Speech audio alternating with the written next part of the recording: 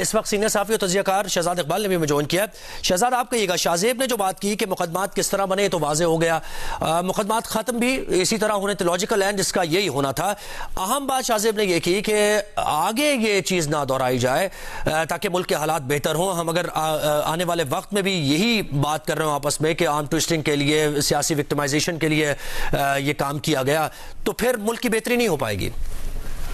जी बहुत शुक्रिया जोएब। जब नवाज शरीफ साहब लंदन में थे, उनकी वापसी की खबरें आ रही थी, तो उससे एक तो अंदाजा हो रहा था कि जितने उनके कानूनी मुश्किलात हैं वो खत्म हो जाएंगी। उनको किसी न किसी किस्म की यकीन दहानी थी, और जो नून लीग थी वो भी जो है बार बार कह रही थी कि हमारी जो अपीलें हैं वो जल्द लग जाएंगी, अपीलें बहाल भी हो जाएंगी, उनके फैसले भी जल्द हो जाएंगे, जो होते हुए नजर आ रहे हैं। इसमें एक तो बड़ी वजह ऑब्वियसली जिसका आपने भी अभी जिक्र किया कि 2017-18 में जिस तरीके से एस्टैब्लिशमेंट के जरिए ये केसेस बनाए गए, वो चीज बड़ी वाज़ेह है।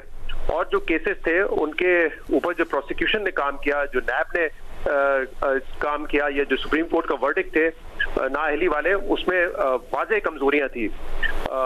पनामा का केस चला, लेकिन डिस्क्वालिफिकेशन के वक्त उन्होंने कहा कि इन्होंने अपनी एफजेडी कंपनी से सैलरी लेनी थी, वो रिसीवेबल सैलरी नहीं ली, उस पर उनको डिस्क्वालीफाई किया गया। जो एवनफील्ड का केस था, उस पर प्रोसिक्यूशन ने वाज़ेह कमजोरी दिखाई, और अभी उसकी अपील में ये दोबारा ज़ेरे बहस आया था कि जो एवनफील्ड अपार्टमेंट्स हैं, ना उसकी वैल्यू कैलकुलेट की गई, ना नवाज शरीफ की जो सैलरी थी उस दौरान उसका तखमीना लगाया गया, तो प्रोसिक्यूशन का केस वहां पे बहुत कमजोर रहा। फिर ये वाला जो केस है जिसमें आज उनको बरियत मिली है, हिल मेटल अल अजीजिया केस में, वहां पे अरशद मलिक का जो बयान था और जो उन्होंने वीडियो कन्फेशन किया था, उसने पूरे मामले को मुतनाज़ा बना दिया। तो इन अपीलों का जो इस वक्त फैसला आया है, यही होता हुआ नजर आ रहा था, क्योंकि एक तो उस वक्त एस्टैब्लिशमेंट के कहने पे ऐसा लग रहा था कि नैब ने बहुत जल्दबाजी में केसेस बनाए हैं। उस वक्त सुप्रीम कोर्ट ने ये कहा कि इन रेफरेंसेस को जो है वो दायर किया जाए, और इसके बाद नैब ने विदाउट इंक्वायरी इन्वेस्टिगेशन इन रेफरेंसेस को पहले दायर किया। और अब उसके जो अपीलों में हमने देखा है कि नैब का जो रवैया है उस पर क्या है, नैब खुद इस केस को आगे लेके बढ़ना नहीं चाह रहा, और केसेस जो है वो नवाज शरीफ साहब के खत्म हो गए।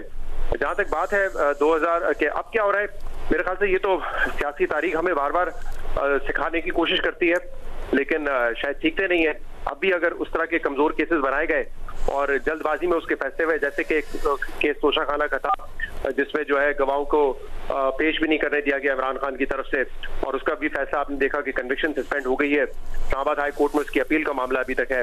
तो अगर फैसले इसी तरह किए जाएंगे तो हो सकता है आगे जाके उन फैसलों को भी जो है खत्म करना पड़े आपको। लेकिन हर केस को मेरिट में मेरे ख्याल से देखना जरूरी है।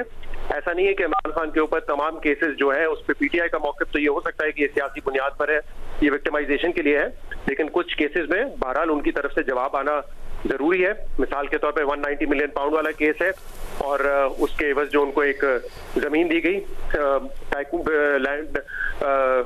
की जानिब से, तो वो मेरे ख्याल से चीजें जो है उसमें इमरान खान का जो मौक़िफ़ है, और शायद जो डिपेंड भी करता है कि मेरिट पर तो तब चलेगा जब प्रोसिक्यूशन चाहेगी कि वो उस केस को चलाना चाहे और उसका तासुर ऐसा मिले।